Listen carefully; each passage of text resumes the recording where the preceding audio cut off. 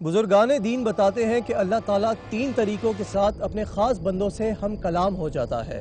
पहला, वही जो कि सिर्फ अंबिया इकराम के लिए मखसूस है।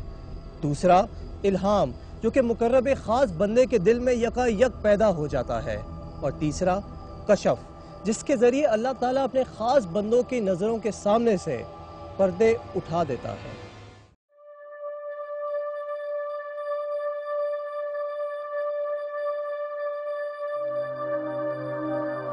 हेलो जी अंकल। अंकल मुझे सब पता चल गया है कि आप किसकी किस्मत का खा रहे थे। जी जी अंकल, जी अंकल, ये दुनिया ही अजीब है। जी जी अंकल, जी हमें खुद नहीं पता कि इंसान किसकी किस्मत का खा रहा है। जी जी जी अंकल, मुझे सब पता चल गया है। मैं यही बताने के लिए खुद आपके घर आ रही हूँ। बस पापा आ जाएं और मैं बस आती हूँ आपके पास। जी ठीक है, अल्लाह हाफ़िज़।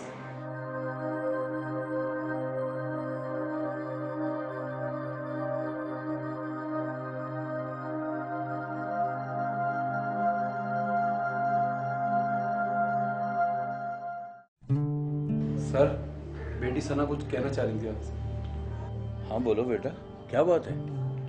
अंकल, अब जो हकीकत मैं आपको बताने जा रही हूँ इसमें किसी किस्म का झूठ नहीं, क्योंकि आप खुद सोचें कि मैं कभी आपके घर नहीं आई।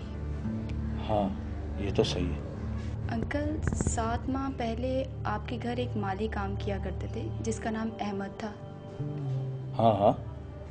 और उसे आपने निकाल भी दिया था। मैंने नहीं, आपकी आंटी ने उसे नौकरी से निकाला था। बहुत हड हराम था, काम में दिल ही नहीं लगाता था। शायद उसकी कोई मजबूरी ठहरी हो।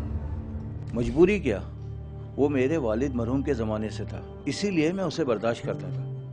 अंकल, आप जानते हैं कि उसके सारे बच्चों की शादी आपके वालिद साहब ने करवाई है। हाँ, मेरे वालिद मरहूम ऐसे कामों में बड़ी दिलचस्पी लेते थे। अंकल, तो क्या आप जानते हैं कि उसे किस जुर्म में निकाला गया था? उसने आपकी आंटी से बदतमीजी की थी। अंकल, बात ये थी कि आंटी पार्टी में जाने के लिए निकल रही थी और वो पौधों को पानी दे रहे थे। वो आंटी की आड़ सुनकर एकदम मुड़े और पानी का पाइप आंटी की तरफ हो गया। पानी की छींटें उड़कर उनके कपड़ों पर गिरी और उनके कपड़े ख़राब हो गए और आंटी ने उन्हें लात मारी और वो बेचारे दूर जाके गिरे और उसी टाइम उन्हें घर से निकाल दिया और उनके वाजिबात भी अदा नहीं किए। इसके वाजिबात मैं अदा कर देता हूँ, इसकी मुझे खबर नहीं थी। अंकल, बात वाजिबात की नहीं है, उनकी भी कोई इज्जत है और वो इस उम्र में कहाँ से कमाते। और उनकी बीवी ने तो ये सदमा बर्दाश्त नहीं किया और वो अल्लाह ताला से रो रो के फरियाद कर रही हैं। ठीक है, मैं इससे माफ़ी मांगने पर तैयार हूँ। माफ़ी आपको नहीं, माफ़ी आंटी को मांगनी है और ये भी नहीं कह सकते कि माफ़ी मिले या ना मिले। अब बताओ क्या किया जाए? आप आंटी को लेके उनके गांव चले जाएं, हो सकता है कि वो माफ़ कर दें उन्हें। मैं ज़रूर जाऊँगा। अंकल, आपको जाना भी चाहिए क्योंकि आपका कारोबार उसकी किस्मत से चल रहा है और अल्लाह का निज़ाम है कि किसकी किस्मत की रोटी किसको मिले वो कोई नहीं जानता। बेटी, तुम अपनी उम्र से बड़ी बड़ी बातें करने लगी हो, तुम्हारा इल्म बहुत है। जी नहीं अंकल, ये मेरा इल्म नहीं, ये वो है जो मुझे रात में बताता है और वो कौन है मैं नहीं जानती, पर वो जो बताता है वो सच साबित होता है। हाँ ये तो है। अच्छा अंकल, अब इजाज़त दें। बेटा खाना होना तो खा के जाओ। नहीं अंकल, वो जो मुझे बताता है वो ये कहता है कि तुम जिसकी मदद करो उसके घर का पानी तक नहीं पियो। ठीक है।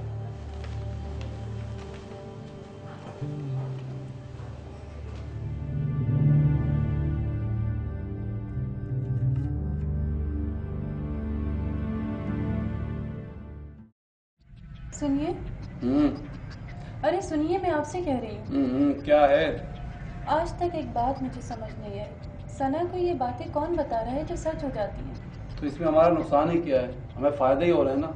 अभी देखो रानी साहिबा को, जब से वो गांव से आई हैं हमारे हालात कितने अच्छे हो गए, और तो और हमारी पुरानी पार्टियां भी वापस आ गई हैं और हमें लाइसेंस भी मिलने वाला है। अभी वो छोटी है, कल को बड़ी होगी, कौन करेगा ऐसी लड़की से शादी? ना करे। अरे होश में तो हो तुम, जो मुंह में आता है बके जा रहे हो। लड़की को घर में बिठाए रखना है क्या? बेवकूफ़ वाली बातें मत करो, अभी वो छोटी है, जब बड़ी होगी जब दिख जाएगी। ऐसा करते हैं, इसे किसी आलिम के पास ले चलते हैं। मेरे अल्लाह, ये क्या हुआ? इसने मुझे खुद बुलाया है, मैं तो किसी दूसरी सवारी पर था। वो लड़की बाजार पे धमाल कर रही थी, उसने कहा अगर इस पे जिन्नात है तो मुझे नजर क्यों नहीं आ रहा।